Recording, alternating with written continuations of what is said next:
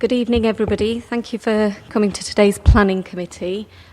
Just before we start on the agenda, you will have noticed that Councillor Hancock, who is the chair of the committee, is unable to be here today. We therefore need to elect a chair for the committee before we can proceed. If I can ask for nominations. Councillor.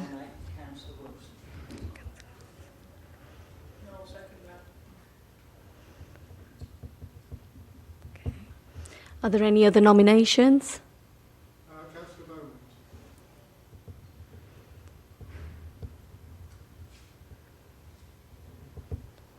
Is that seconded?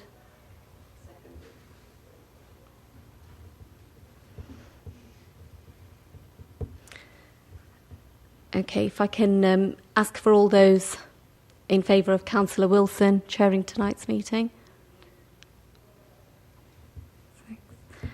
And all those in favour of Councillor Beaumont. Okay. Well, the votes are equal, and as we don't have a chair in place today, there is nobody with a casting vote over the meeting. I therefore do need you to nominate someone to enable the meeting to proceed today. Obviously, if no chair is nominated, then we have no alternative but to defer matters. But there could be other implications in terms of time delays, etc. So we can either... We'll withdraw our nomination. Okay, thank you. Thank you, Councillor Pomfret. In that case, Councillor Wilson, if you'd like to take the chair.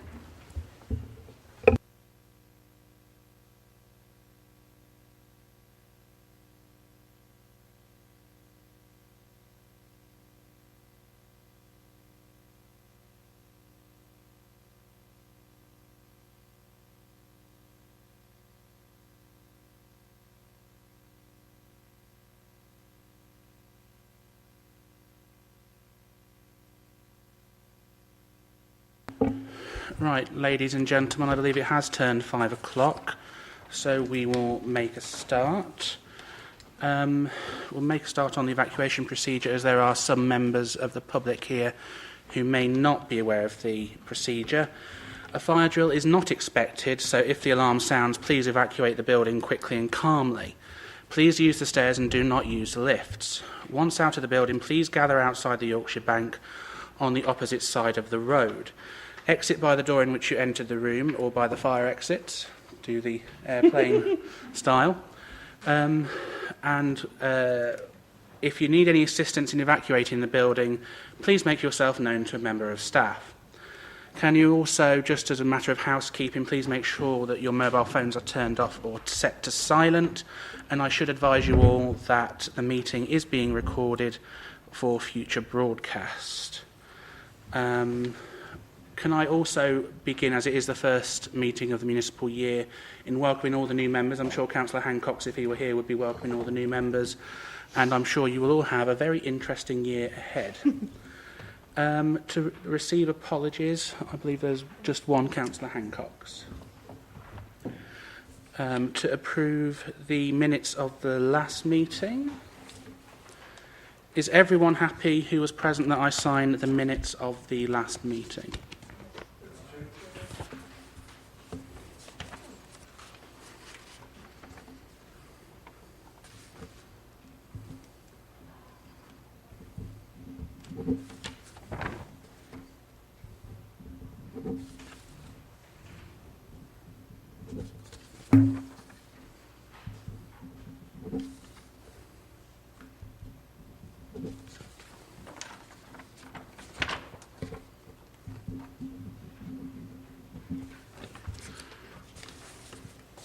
Thank you very much.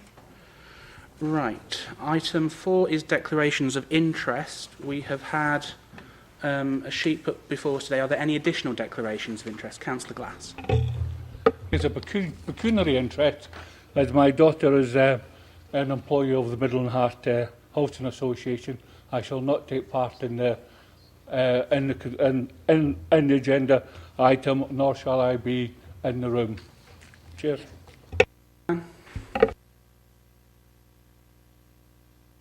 Item 6 on Feather Lane. I live in close proximity to this, but I have no disposition to vote any particular way on this at all.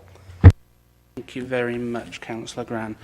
That moves us on to applications where members of the public have indicated a desire to speak. If I can begin by saying that there is a list published down here with one addition to the list, which is Diane Phillips. Councillor Neil Phillips, who's the ward councillor, may not be able to attend tonight. We will take each application in order where there are speakers. You will have 3 minutes in which to put your case across. There will be a timer and that will go off. That is what you're allowed under the terms of the Constitution.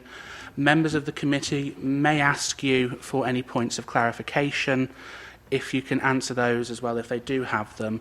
But after you have had your 3 minutes, it's not our choice, but the Constitution does say you can't come back in after that during the terms of the debate. So when the debate goes on, I'm afraid you will have no opportunity to come in.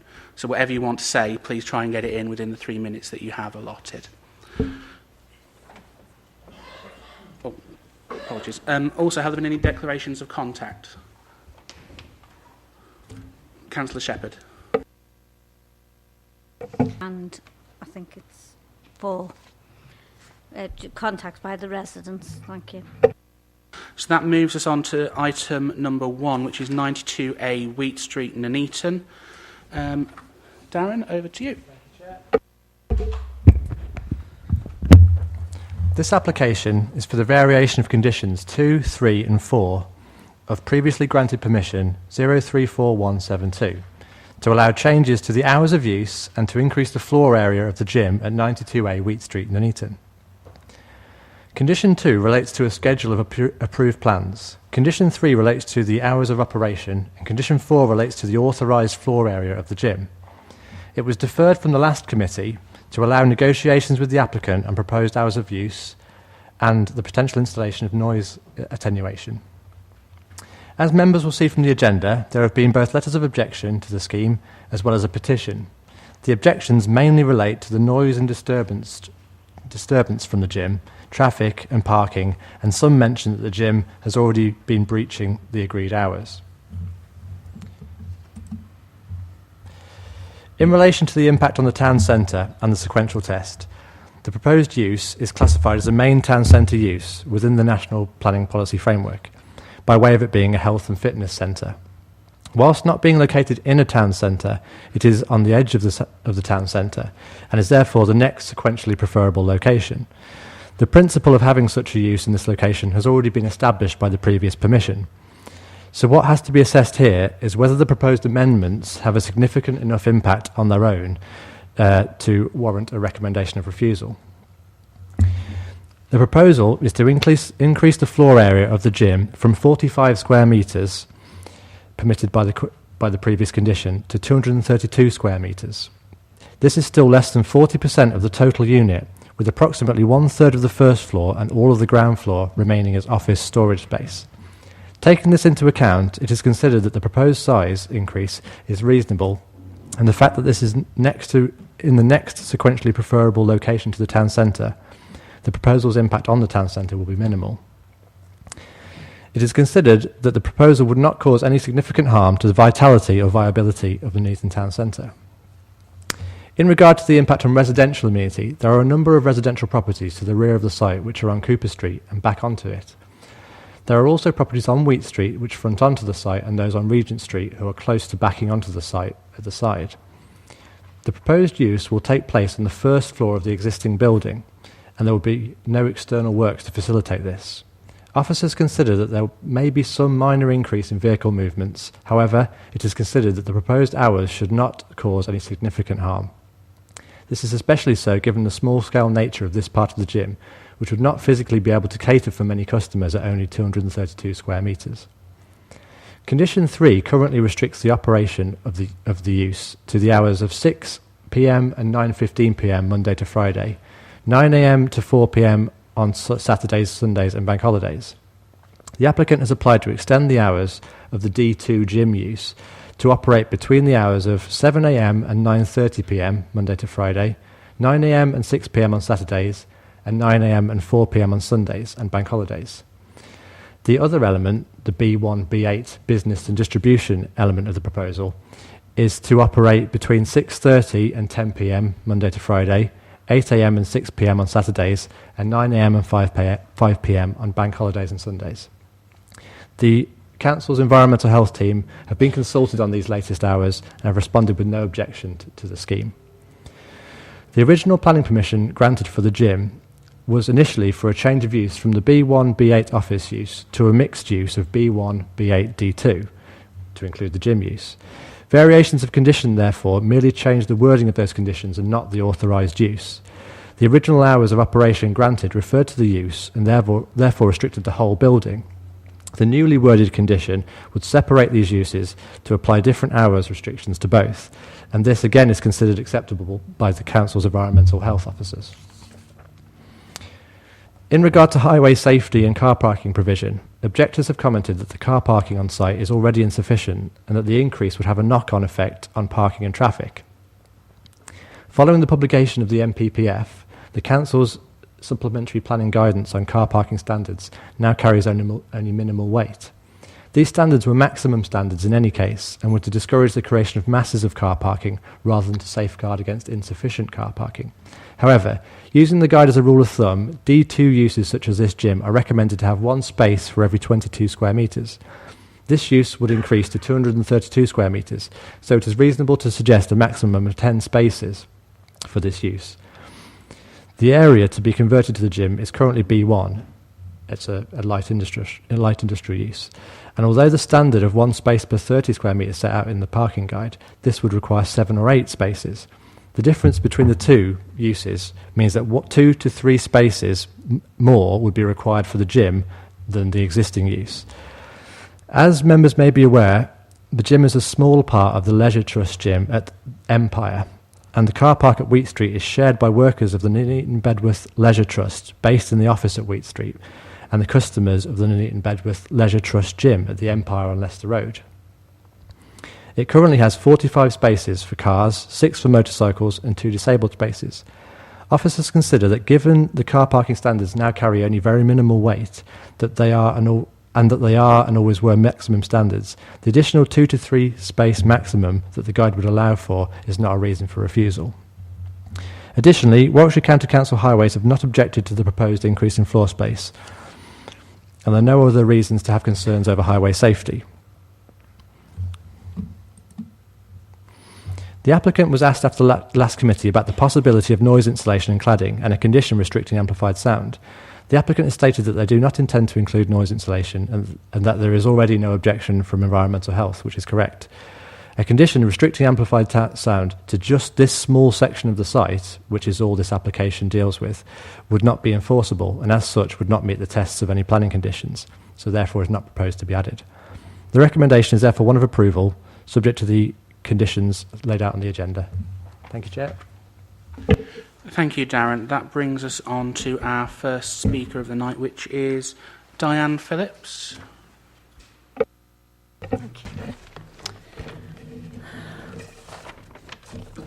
Good evening, everyone.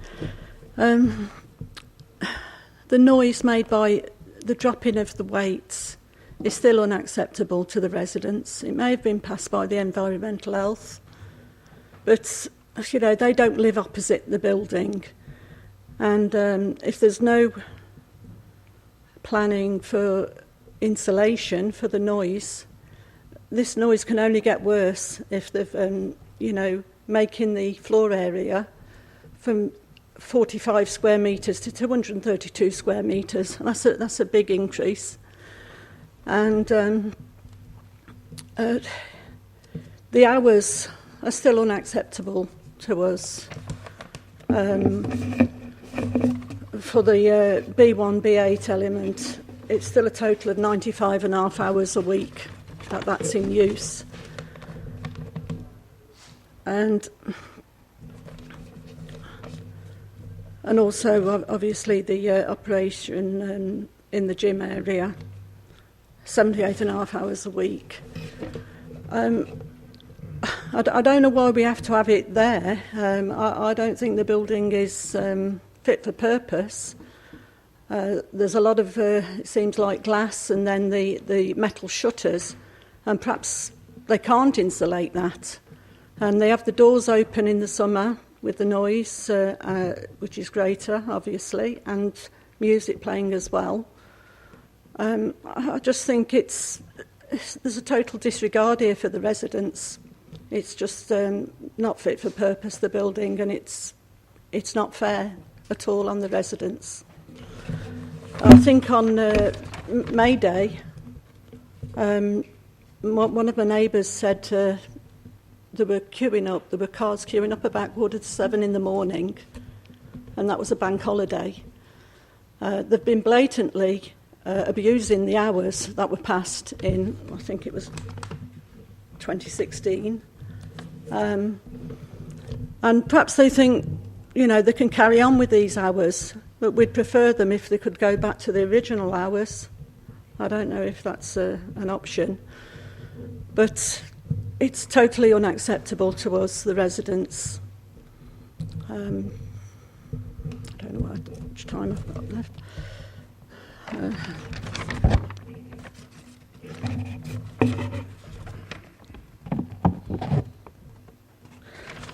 And when we have phoned up about the loud music, when they've had the door open, they say the manager isn't there or they can't do anything about it.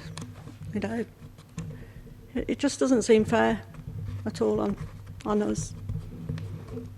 Okay. Does anyone have any points of clarification for Mrs. Phillips?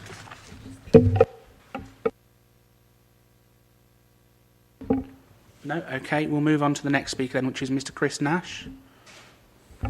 For hearing this evening. You're probably sick of seeing my face, actually, third time around. Following the last meeting and the prior meeting to that as well, I've been back to the client and we've talked about this at some considerable length.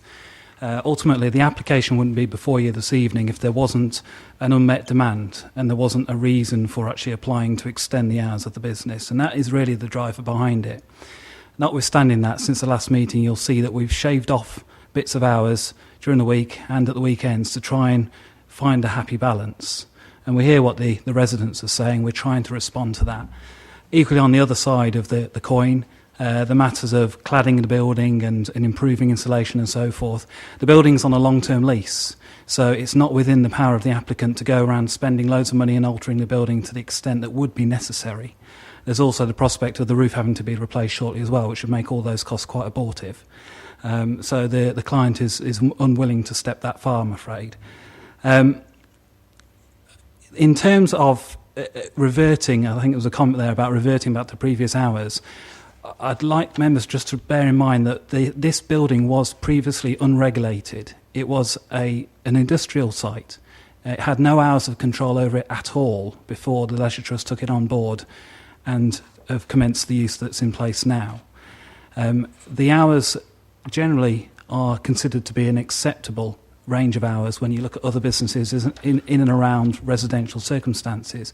And a light industrial use is generally seen to be acceptable with residential properties. And this is a use that arguably is a comparable use. It's not a heavy industry use, it's an office or a light industrial use, but it's a gym instead.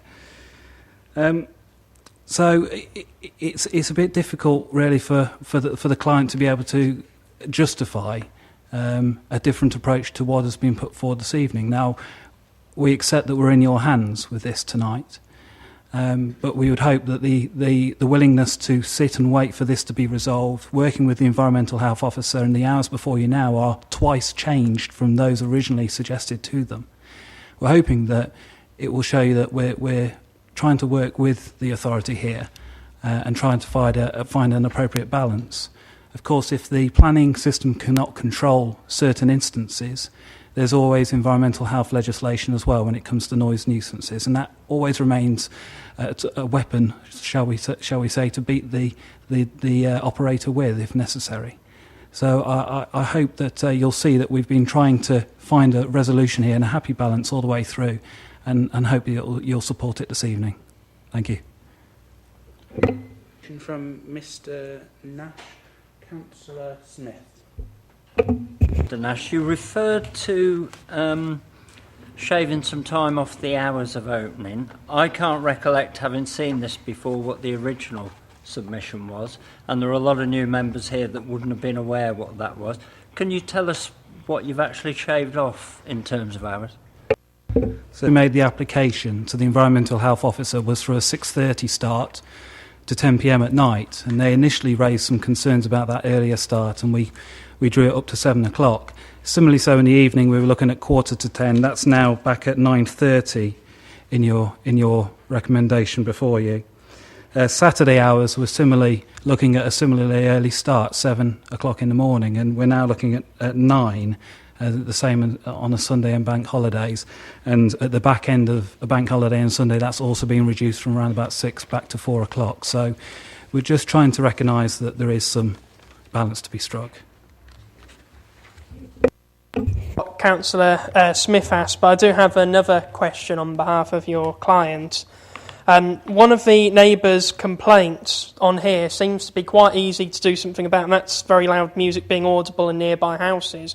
I appreciate what you say about cladding and modifying the building, and whether you'd be leasing it or not. I can imagine not many people wanting to go to that expense, but surely why is loud music playing in the first place? I mean, it doesn't have to be of any significant volume, surely, for a gym. I mean, without sounding, the risk of sounding like an old fogey, you know, it's a gym, not a disco. So, could you answer on behalf of your client why loud music's necessary for this gym? That is proposed here is more of an impact type gym. It's not one that you could turn up to, say, at Empire Gym or across the road here, where you turn up and carry out your own programme. It's a class-based exercise routine, and as part of that, there is a rhythm and music and a timing that comes with everything that people move from one piece of equipment to another. So, for want of a better description, it's in essence like a circuits kind of gym essence, where people turn up for a class, carry out their class in an organised and instructed fashion, and then at the end, obviously, they go their own way. Thank you, Chair. Mitigation of it. I mean, you've given us lots of reasons why nothing can be done about it, really. Is there nothing that can be done about it? Thank you.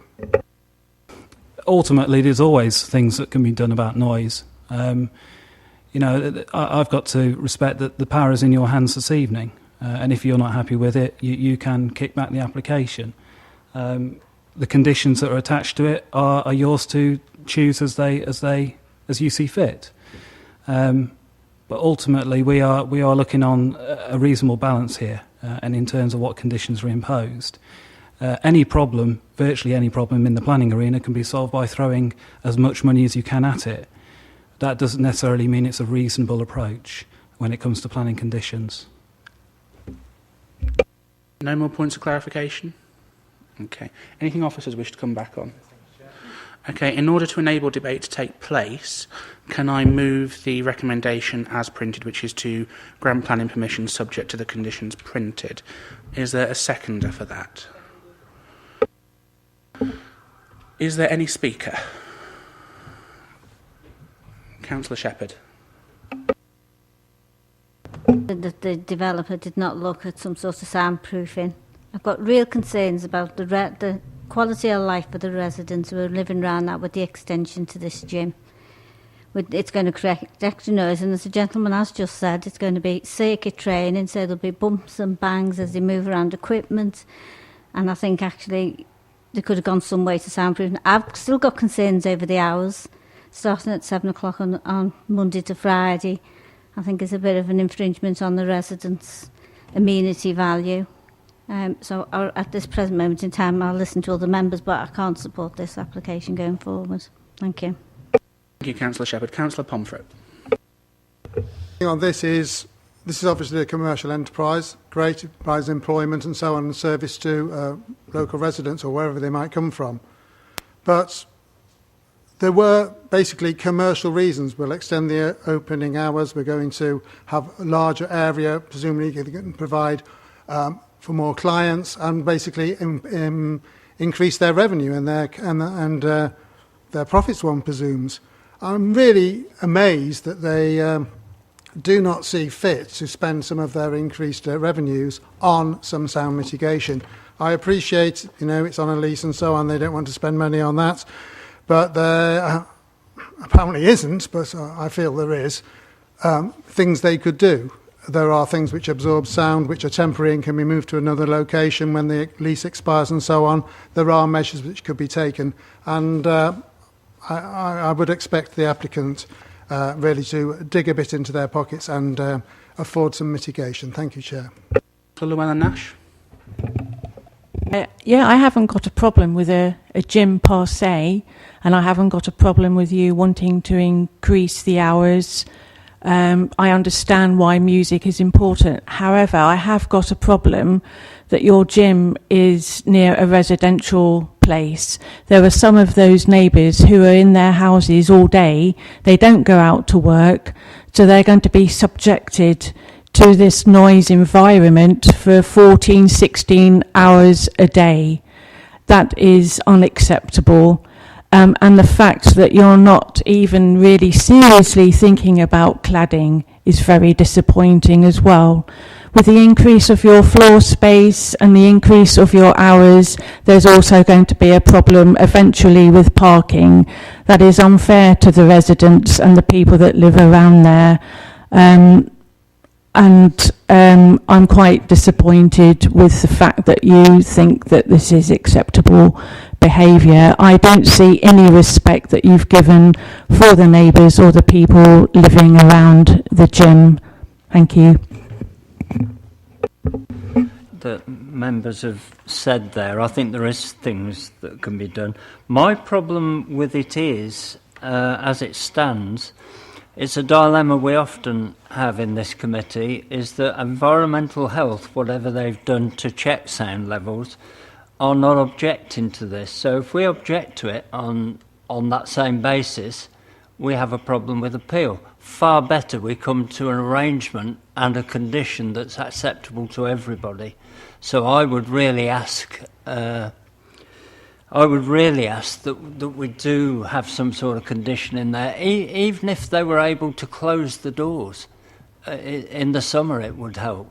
I know we can't condition for that probably, but there must be something we can do to stop this going to the inevitable problem of us refusing and coming up with a reason why we've refused that's a good planning reason.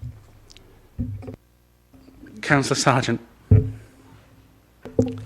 Thank you. I designed superstores, and we designed a superstore with a gym above. The gym was done by somebody else, and the weight drop-in actually became a problem when we went in. And they actually looked into it, and it wasn't actually that much money to put soundproofing in on the floor, so that didn't echo right the way through the store, and we resolved it very quickly. Thank you. Any other member wish to come in? Anything from the officers? Yes, thank you, Chair. Right, we have a recommendation in front of us which is to grant planning permission subject to the conditions printed. Can I ask for a show of those in favour, please? Nope. All those against?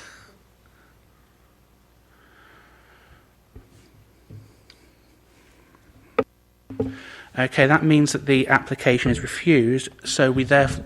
It's not approved, sorry. We now need an alternative recommendation. If members are minded to refuse, the reasons I had noted down were about noise impact and hours of operation. Do officers wish to comment on those at all? No, sorry, yes.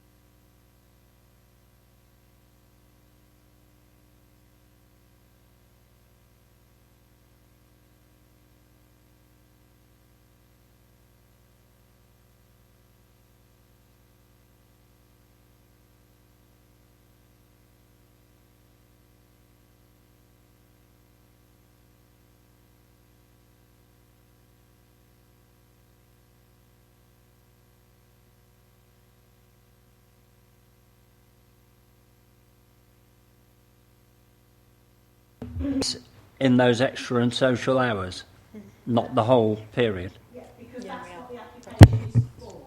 Yeah. It's to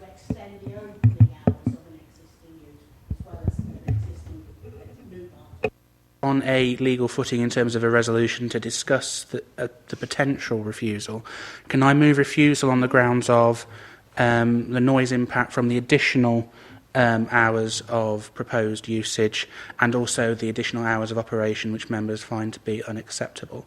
Does that receive a seconder? And you are happy to defend that if it was to go I would forward? add disturbance as well as noise. But Members happy to add disturbance? Okay. slightly different. I'm glad I've got you on my right-hand side, Catherine. All those in favour of refusal on those grounds then, please show. Okay, I think that's unanimous. Okay, the application is therefore refused. Okay.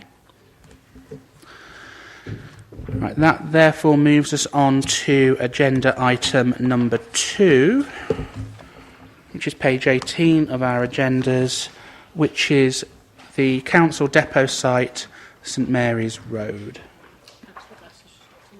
Councillor Glass is leaving due to his aforementioned interest. Darren, you ready? Thank you.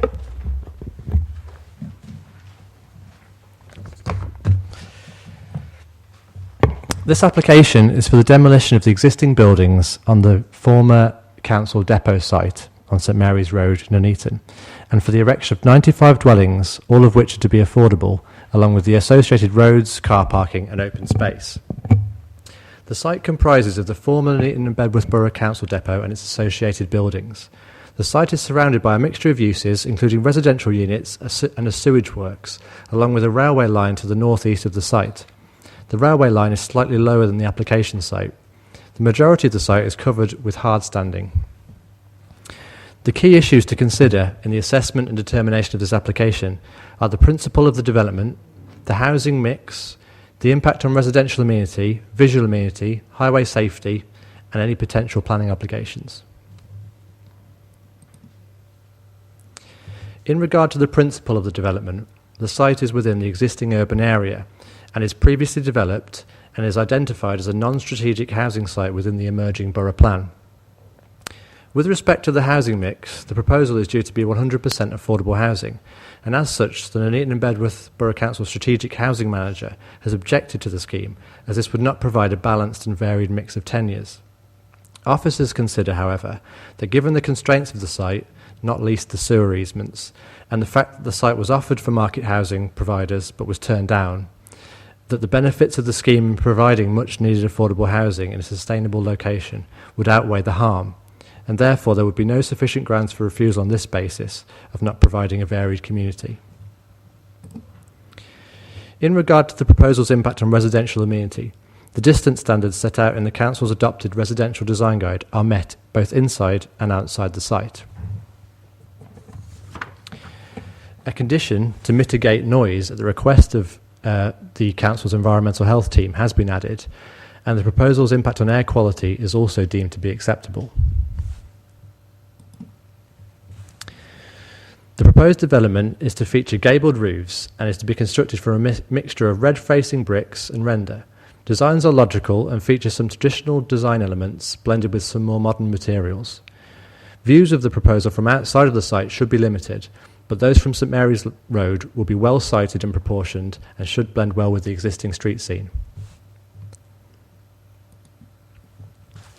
In regard to highway safety, the Highways Authority were consulted and responded with no objection to the scheme, subject to conditions. These conditions would be added to any approval. The development would be served by 180 car parking spaces, which would equate to 2 spaces for each house and 1 space for each flat. This is considered to be an acceptable level of car parking. As mentioned previously on the last item, the car parking standards 2003 now carry only very minimal weight. However, this would be broadly in line with that guidance. There have been several requests for financial contributions. However, the applicant has submitted a viability appraisal, which was independently assessed by the Valuations Office, and the conclusion was given that the site would be unviable if these contributions were requested in full. In conclusion, the scheme is therefore recommended for approval, subject to the conditions set out on the agenda and addendum. Thank you, Chair. Thank you, Darren. That moves us on to our first speaker on the application, which is Mr. Andy Ward. Okay.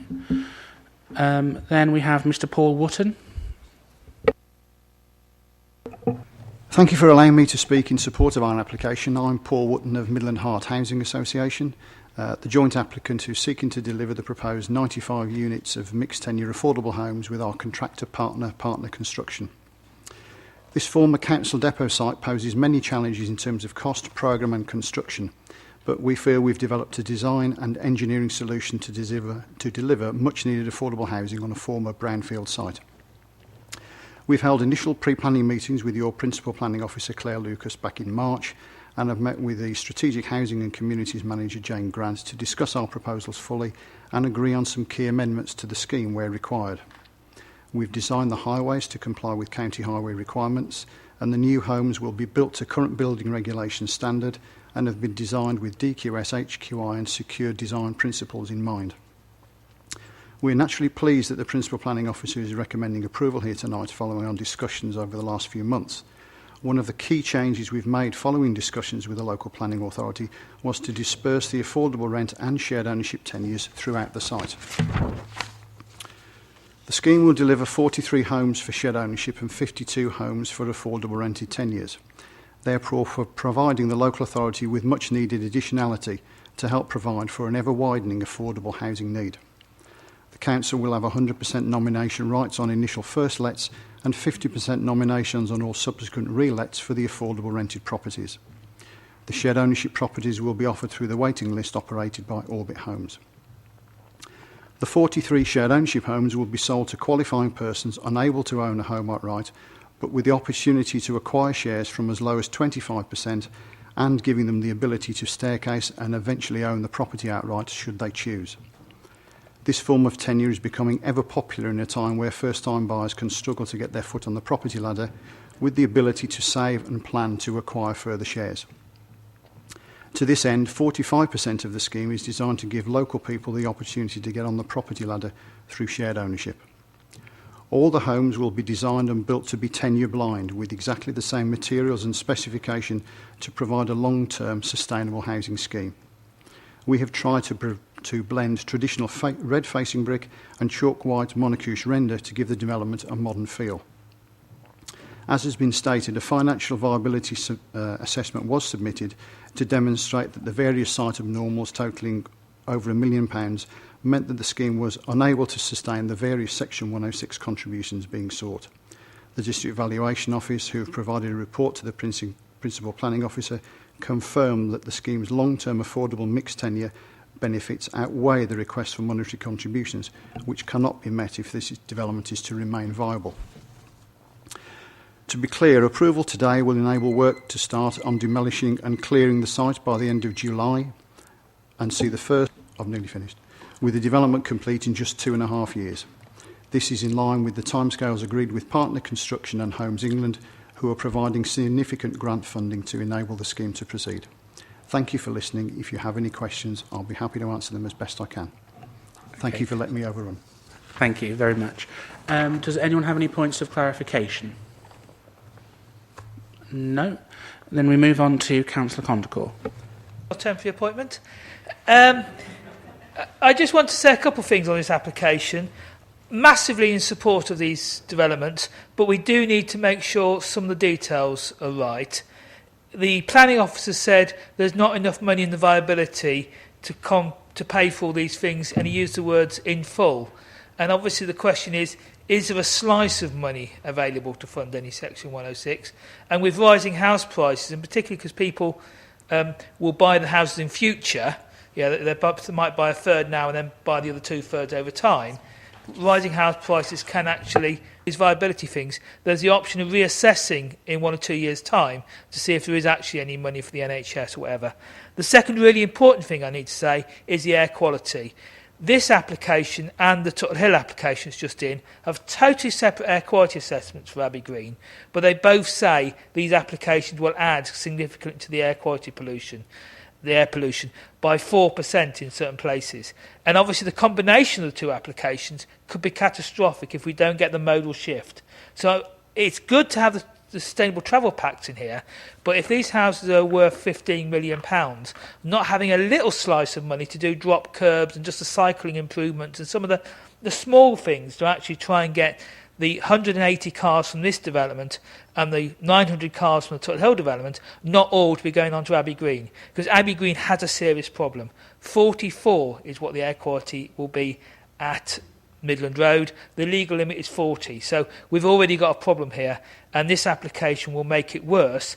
And this application with the other applications is going to be a dreadful cocktail. So I do ask that we can put a condition in to try and get a few little things to improve the walkability and cyclability. Yeah, the drop curbs and we just need a little bit to encourage those people who are very close to the town centre to have an easy bicycle ride or an easy walk in.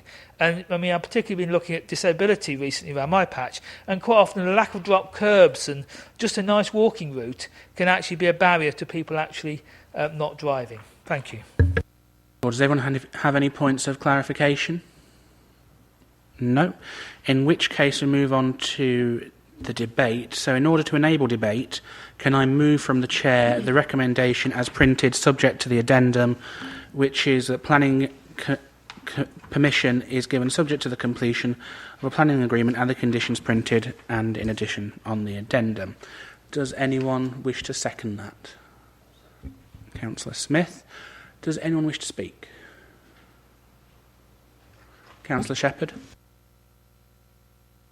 A couple of points to the condition at 3. It says about no development should commence until full details of provision of access and car parking and manoeuvres. Can I ask why that's not being dealt with here and it's under, I presume, officer's delegation, or is it coming back to this committee in terms of access?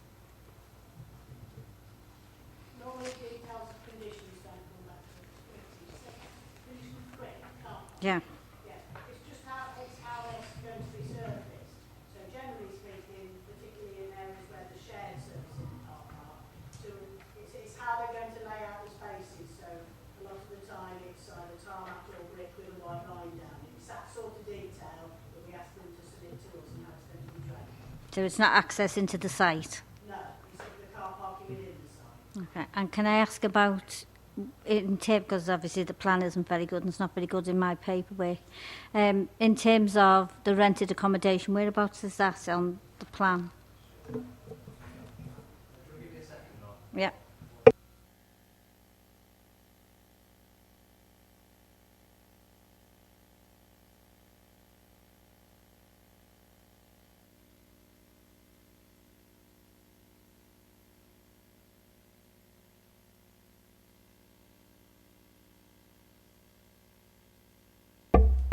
The orange ones are affordable rented and the purple ones are shared ownership. If I just zoom out, hopefully you can still see that on the... Is that clear enough? On the... It's not great, but hopefully that's... That isn't great on there.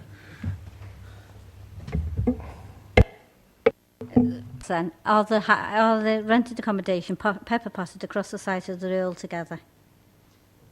You see, if I don't know if you can see my mouse pointer. Yep. These are the orange ones, so they're affordable rented. These up here are affordable rented, and the ones towards the south of the site are. The shared ownership ones are here. There's a row here, and it's these ones here as well. So it's not a massive site, to be honest. So I think officers consider that is sufficiently pepper potted. But I see your point. Councillor Tandy.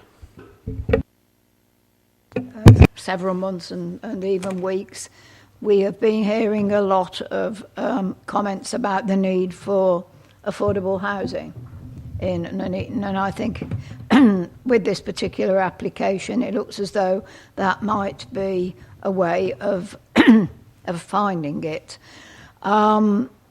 The other issue in relation to this is that it's a brownfield site, something that we have talked about for a long time, that we need to use our brownfield sites for the use that they have been put there for. And during the training session, Catherine talked about the Gypsy Lane site, the Sterling Metal site, again, a huge brownfield site. I think as well, in relation to the 106 funding, Chair, I can understand the disappointment of the developer saying that they can't afford it, but it has been independently assessed, Chair. And again, in the training session earlier, I think the words that were used were, it's about the need to the funding. Sorry, I can't read my own writing, Chair. the 106 funding, where it is applicable, it is reasonable for it to be applied. And I do think with an application as not hugely small as this, but smaller than normal, perhaps it would be a strain on the developer to provide that affordable housing. Thank you, Chair. Line what Councillor Tandy said, I think this site and sites like this are crucially important to this borough. We desperately need, so I'd rather see a site of 95 houses like this come forward than a mixed site of 400 that we have more difficulty with. I think the 106 money is unfortunate, but it's been independently assessed, and I don't think we can argue with that. I think the need for this housing is greater than that 106, to be honest, and I'm all for it. And the fact that it's brownfield, which is excellent. Sorry. Councillor Graham. Councillor Smith and Tandy have already said, I think one thing that's worth noting is that in this situation the developer has admitted that they can't afford this and they can't afford these Section 106 contributions, which is quite refreshing when you compare it to situations where developers promise things which they eventually say that they can't afford it and they never happen. So I suppose it's quite refreshing to see that for a change. Like many others, I tend to be in favour of building on brownfield sites, and there is definitely an important housing need to meet here as opposed to a lot of greenbelt that I would deem unsuitable. So I would support this on that basis. Agree with Councillor Tandy as well. You know, the really good use of brownfield site, 95 homes.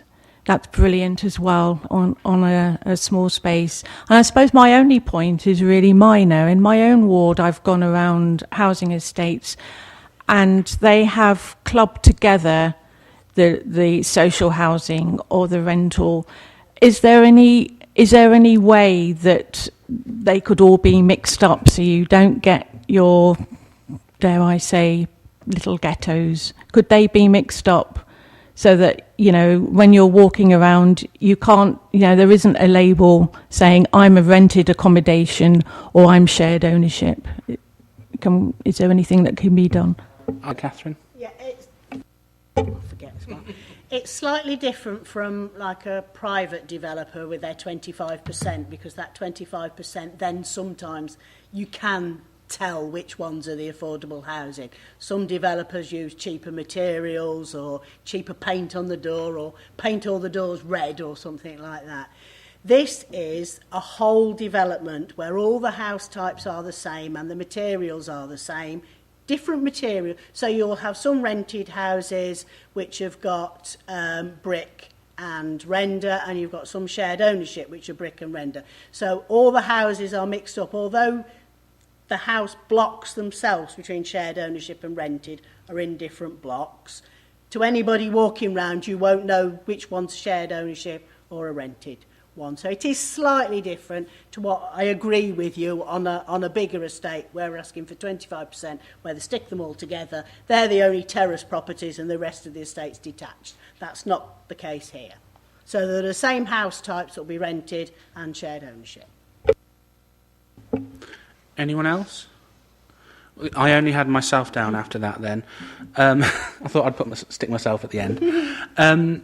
Like what most councillors have said, I think this is a perfect opportunity to use a piece of brownfield site when we are, and it's a political issue, I know, but that's for outside of here, but we are facing major challenges about house building around the borough. And I think residents would appreciate more seeing brownfield sites being used as a preference as opposed to others. As I think Councillor Tandy and others have mentioned about the Section 106s, it is disappointing.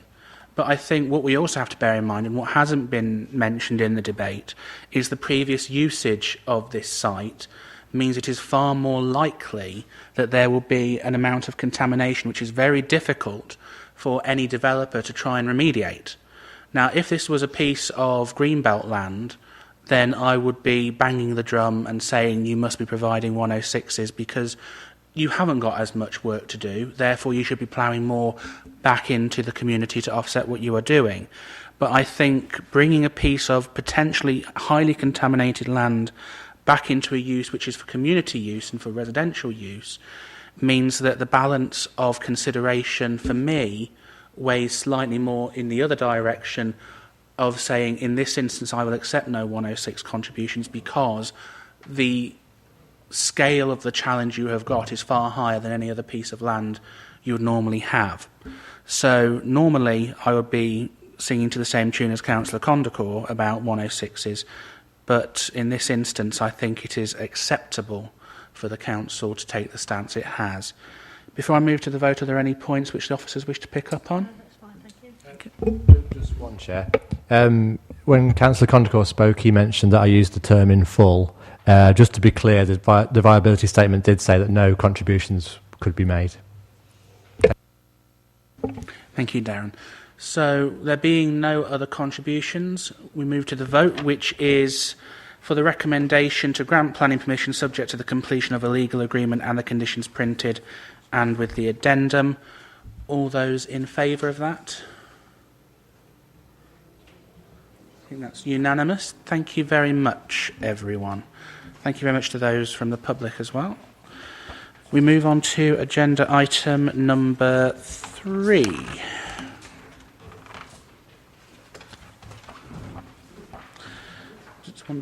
Can someone let Councillor Glass know that he can come back in now?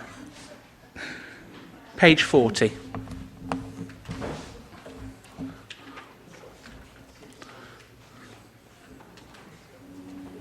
Thanks, Wendy. I was just back to hearing it.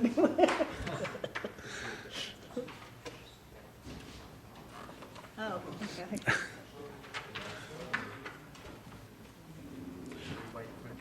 We'll give Councillor Glass a few minutes and let everyone catch up.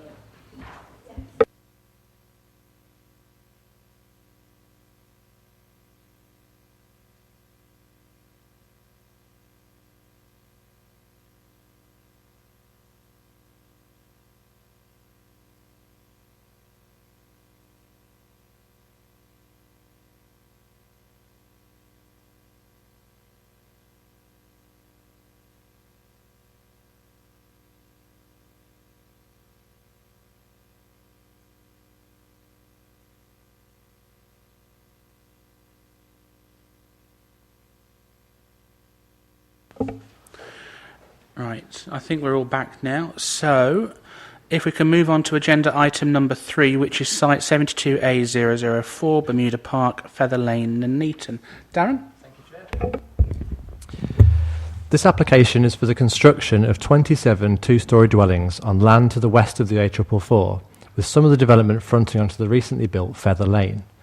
To the north of the site are the terraced houses in Swan's Nest Grove. A few of these houses either side on or front onto the application site, but are separated from the site area that is proposed to be developed by a swale used for water attenuation, which is within the red line of this site. The rest of the site is rough grass with some building rubble. To the east side of the site is an embankment which separates the site from the A444. To the west and south is Feather Lane, which has newly built houses on the opposite side and fronting onto the site. The houses in Feather Lane in this area are detached properties consisting mainly of brick with gabled roofs. The land was previously used for construction vehicles and material storage associated with the nearby residential development. There would appear to have been no formal use since the construction of the nearby houses. It is considered that the principle of residential development on this site is acceptable, and the use of the site for residential purposes would be beneficial. The Highways Authority have no objection to the proposal, but do have some concerns over the manoeuvring of refuse vehicles if residents' cars are improperly parked. Planning permission is not normally used to enforce parking restrictions, however, or to remove the possibility of drivers parking carelessly. Any dangerous or illegally parked vehicles would rest on the County Council or the police to enforce. Officers consider that this would not present a severe impact on highway safety, and as such, the impact on highway safety is considered to be acceptable.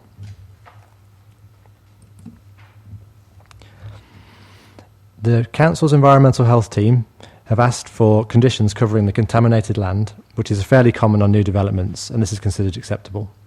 The Coal Authority have responded to state that the site can be developed providing certain conditions are adhered to.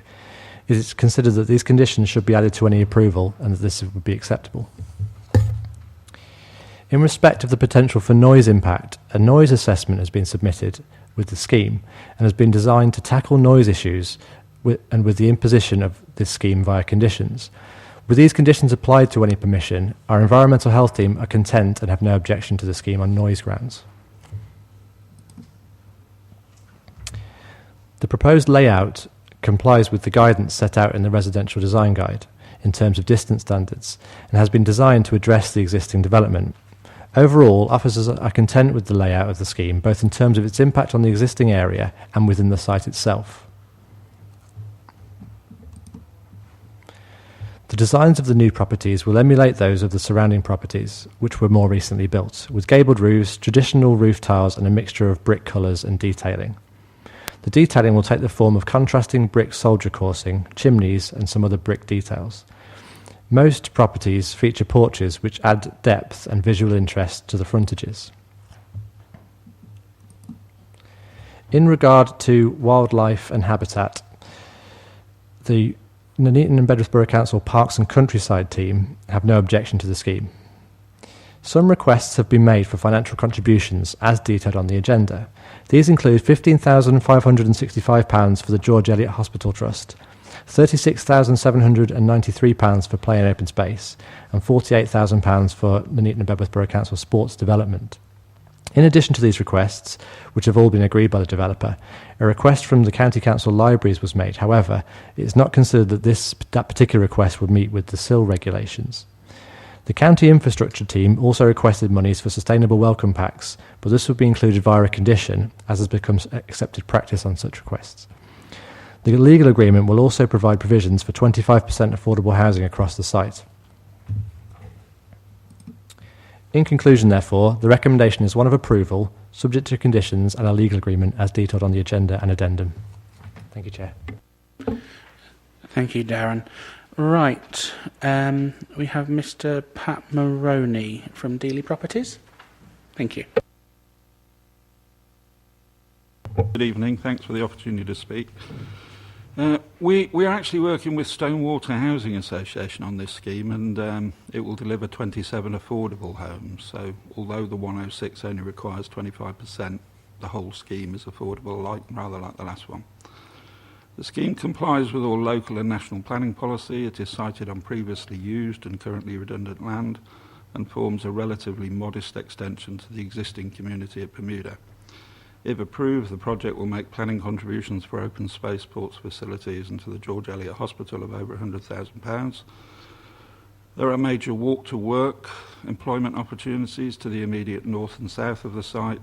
The site is well connected in transport terms and is near to the recently opened Bermuda Park rail station. Over the last few years, the area has seen a significant rejuvenation, including the provision of a new community hub at the Bermuda Phoenix Centre, with its dedicated sports facilities and mix of social and recreational opportunities, as well as a new adjacent community park.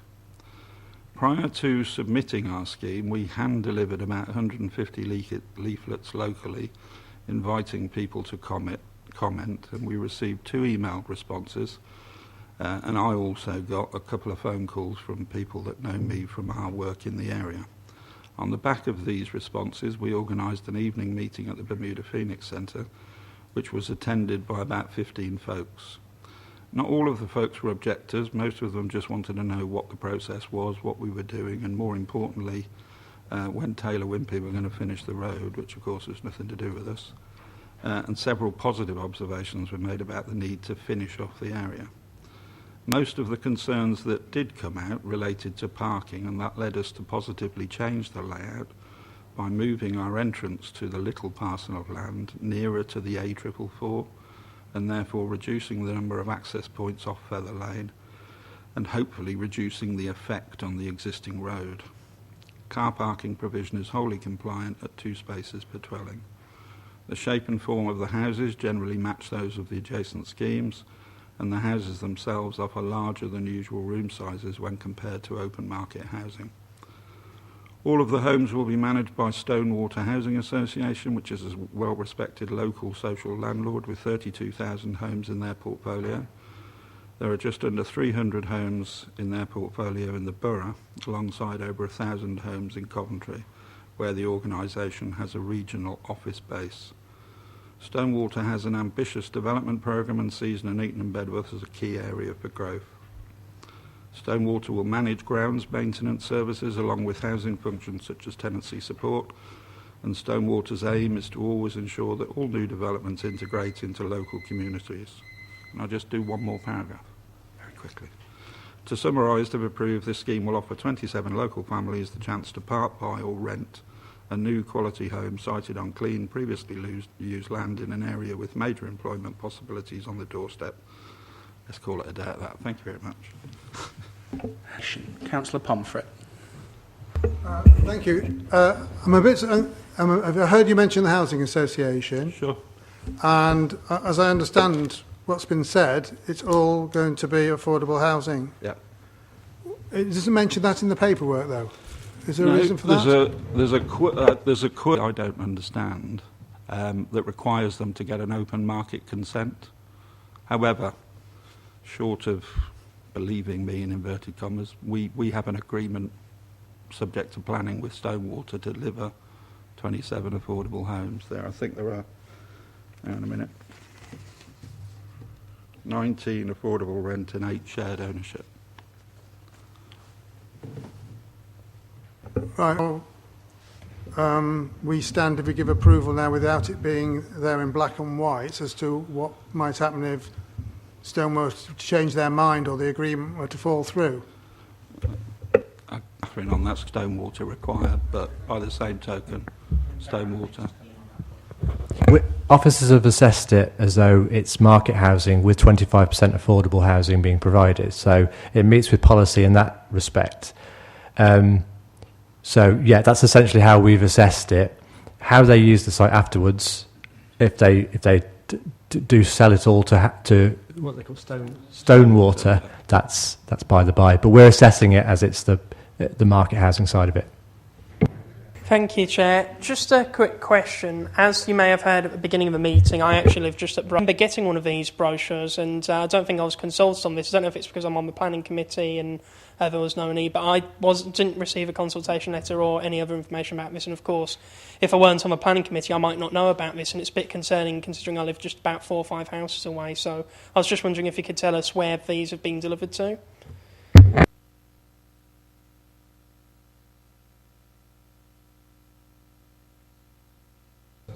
To Feather Lane, Swan's Nest Grove next door, the roads that go through to Bermuda Village, and that was sort of about it really. So the immediate hinterland. And then, as I say, there was a few responses, both from folks that know me, folks who use the email address that was on the back of the thing, which is in the, I think it's an appendix in the design and access statement, so you can see what we sent round. And then a couple of local folks sort of marshalled 15 folks together, and we met them in the Bermuda Phoenix one evening. So, and believe me, we don't hide. We make ourselves available. So, anything officers wish to come back on? Okay,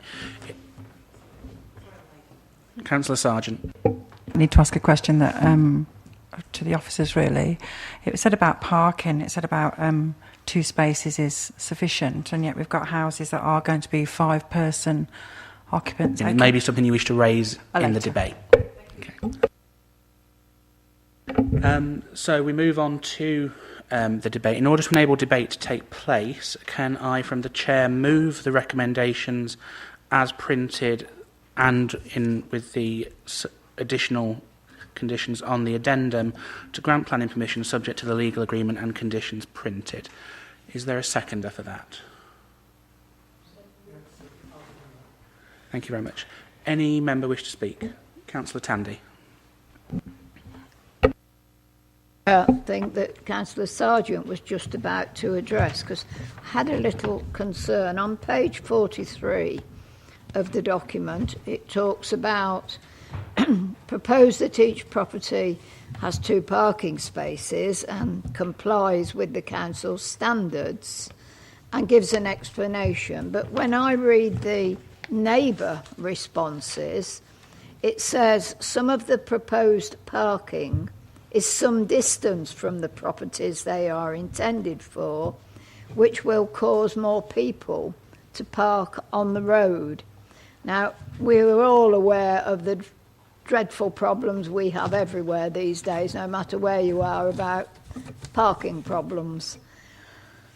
I wonder, Chair, and it's just me wondering, if this, I don't have a problem with the application, but I do wonder if it would be possible to look at how any parking on the road could be alleviated if this planning application went ahead.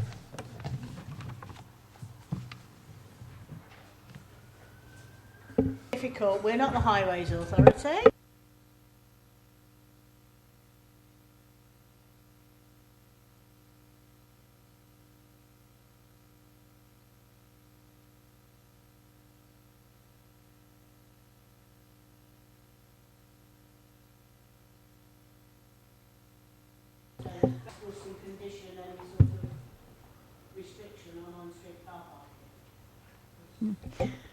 Yeah, Chair, I am aware that we're not the Highway Authority, and that it is actually the Highway Authority or the County Council who will eventually have to adopt the road. But on its adoption, could we suggest, once it has been adopted, that there are some circumstances, some issues put into place that will address any parking on the road? We could suggest it.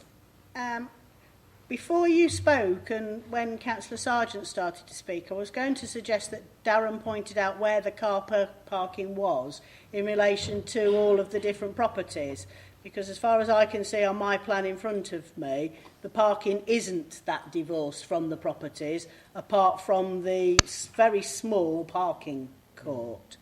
And if you actually look at where the parking is, it actually is just off the road, and if there were cars parked in those parking spaces, it would be difficult. You would actually be blocking them in. They are numbered, but it's hard to see. There appears to be, of the plots, certainly the plots fronting onto Feather Lane and the row of plots which back onto the A444, all their 2 spaces are directly in front of their property. The only place it isn't is where there's a terrace of 3 here when their parking's just 1 property away.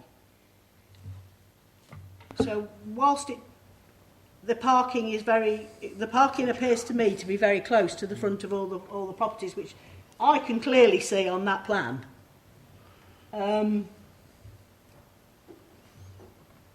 There is, on all residential roads, there will be some on-street car parking.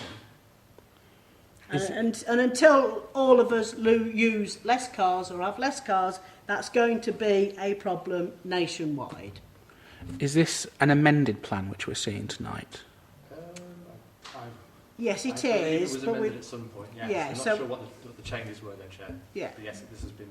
So it may well be that somebody saw an earlier version. Yes, you're quite correct. Okay, thank you, Councillor Gran. Hello, thank you, Chair. Point of view. On the one hand, it's very good to be providing this many affordable houses in a small brownfield site, and I'd wholeheartedly support it on that basis, especially since, well, living in one of the houses nearby, there's excellent soundproofing there, so I think from a sound point of view it wouldn't have much impact on residents. I think with a number of houses this small, it wouldn't have much of a traffic impact on the existing residents. and also it's very close to some very good parks and leisure facilities. But what I am concerned about is the objection from the waste department, because it's, whenever I see any objection from any of these departments, I take it very seriously. I understand their objection, although they didn't go into great detail, was on the basis of the waste vehicles finding it difficult to navigate around cars parked improperly. And, of course, that's a major concern. I would like to know more from the waste department, actually, whether it's just because it would involve the bin men having to walk further to pick up the, bins, or whether it's something more serious than that. And I don't know if there's any... I know that you said that this has been amended from what it originally was. Of course, I didn't see what it originally was because I didn't get the letter, or at least didn't get to see the letter. It could be that it was sorted away without my knowing by my grandpa or something like that. Is there any scope for any particular potential sort of housing feng shui to move the houses around and make things slightly easier for parking? I understand that it's difficult to cram this many affordable houses in and meet the car parking obligations, so it could be that you've done the best possible job that you already have, but I just think it's something worth asking, because in an ideal world we could defer this so that it could be revised even further, and that parking is more satisfactory to the waste department, because of course, residents have got to have their bins emptied if they're going to be moving into these houses. So I don't know if there's anything that can be advised on. I know that it's probably something I could have asked under points of clarification, but things have evolved since then. It's just a thought, really, and I don't know where to go with this. I think both the concern of the refuge team and the county council were about if cars park on the road. The scheme has the right number of car parking spaces in line with our guidance. If cars park on this road, it's no different from if cars park on my road or if cars park on your road. I would have thought every round, every bin does every week, they go down at least one street where there are cars parked and they can't necessarily get down. I know what happens in my street. What it means, they can't turn round. They can get down the road, but they can't use the turning area at the bottom, so they reverse back up. But my bins get empty. So both of their concerns are about something that may or may not happen, and what we're saying is it may not happen because they've all got the right number of car parking spaces for that size of house. Thank you. Councillor Sargent.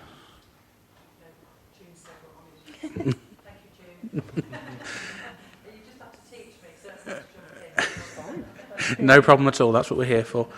Any other councillor wish to speak? No. Any other points officers wish to come back on? Okay.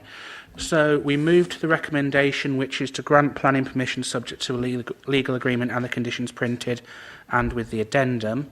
Can I ask for a show of hands of those in favour, please? Unanimous. Thank you very much. That means that application is granted. Thank you. So that means we move on to agenda item number 4 now, which is page 58.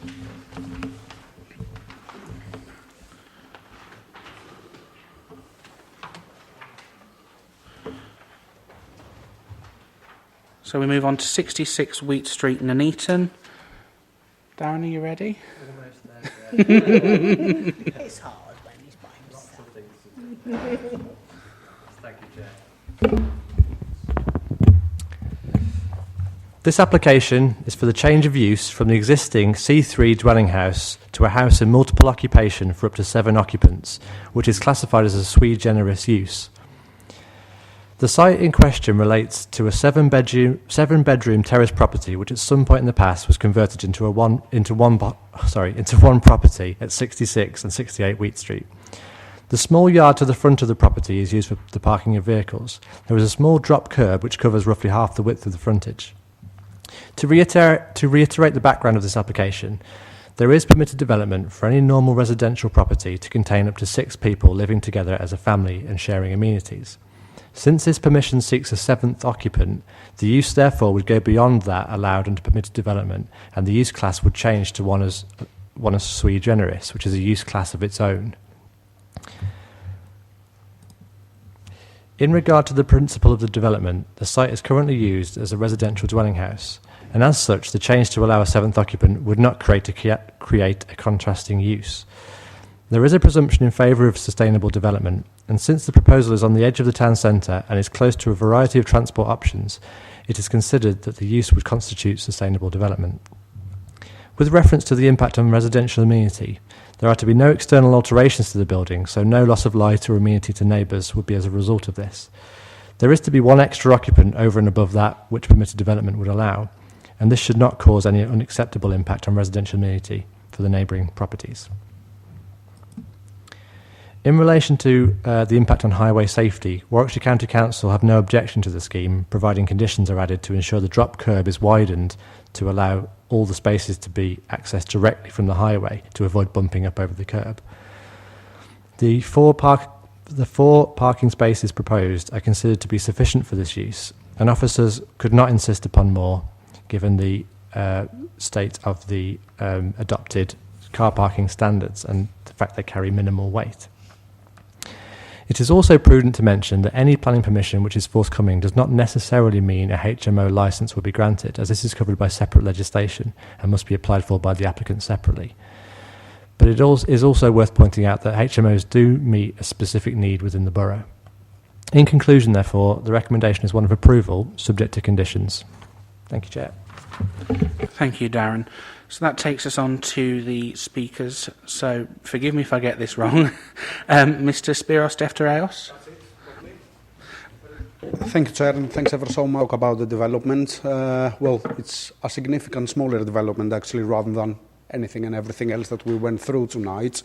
What it is worth mentioning is obviously it's a property which used to be owned by, obviously, the previous owners ever since possibly the 70s. Now, what we've tried to do as part of the process, because obviously it has been made obvious once we have been invited and appointed to survey the property, that it has been one of those that it has been converted, actually. It was two properties linked into one at some point.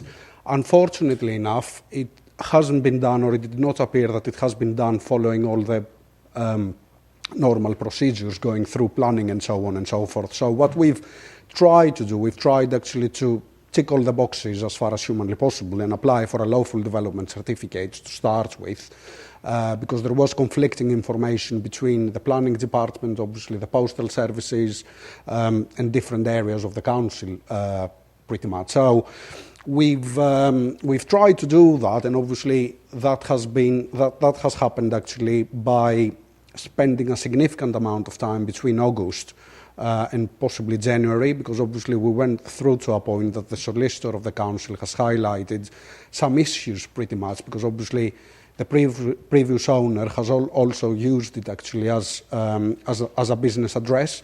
So we had to go through the process of going through and contacting the previous owner solicitors, but unfortunately we were not able actually to get a positive response. So because the owners of the property, they had actually to keep going on with the conversion and everything. I mean, what we had to do was to reverse the process slightly, go through building regulations actually before we had to submit an application for a change of use, because we were simply waiting for the lawful development certificate to come through. But effectively, once this has fallen apart, for reasons not within our jurisdictions to control, we had actually to go through and submit a change of use application. And also what it is worth, which has been done, I think it was in February when we've done this, and what it also worth mentioning and considering basically and putting it forward is when we did submit a change of use application, this was for a conversion of a property of one single dwelling house. We had to assume that this was the case because this is what we've surveyed, to a house in multiple occupation containing 8 rooms rather than 7. So we have been collaborating ever since the submission date with the local authority and the planning officers in particular, as well as the housing officer, in order to bring that down to an acceptable standard, which is where we are now at, negotiating actually a planning approval for a change of use of a single dwelling house to a 7-bedroom HMO. So pretty much this is the full story. Thank you. Thanks for listening. Clarification. No, thank you. We'll move on to Ms. Alison Else.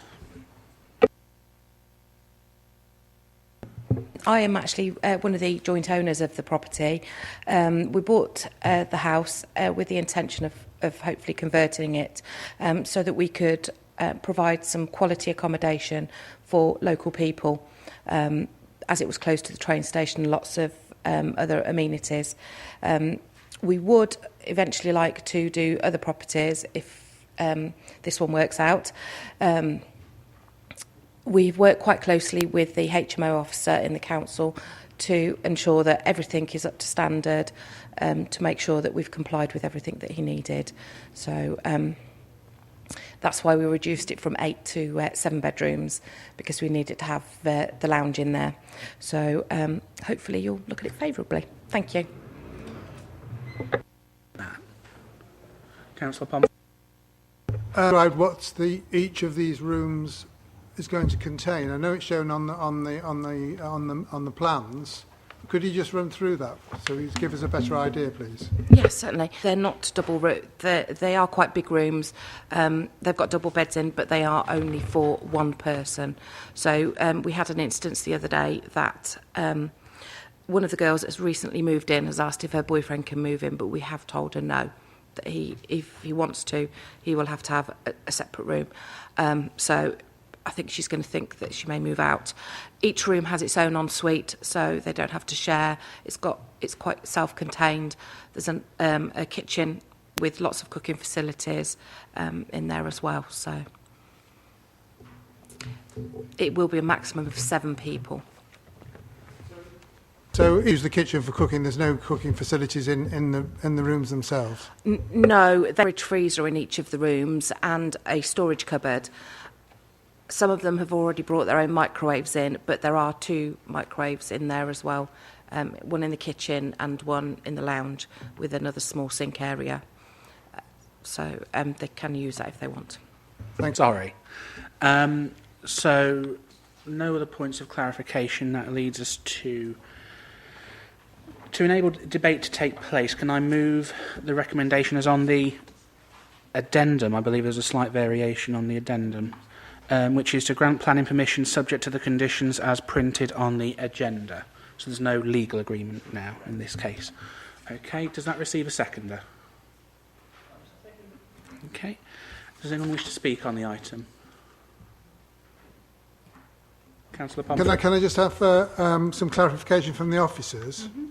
Each room was for one person. Is that part of the application, or is that just a condition of tenancy?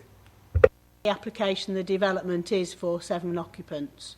So if there's any more than that, then we can take action against it. But it'll also be part of their tenancy agreements. Any other member? Councillor Tandy. I can understand what the application is for. What bothers me about it is that I question whether this isn't looking at an over intensified situation in that particular area, where it says that there is already one house in the same street and several others in the vicinity, and I do know the area, Regent Street, Cooper Street, Noston Road.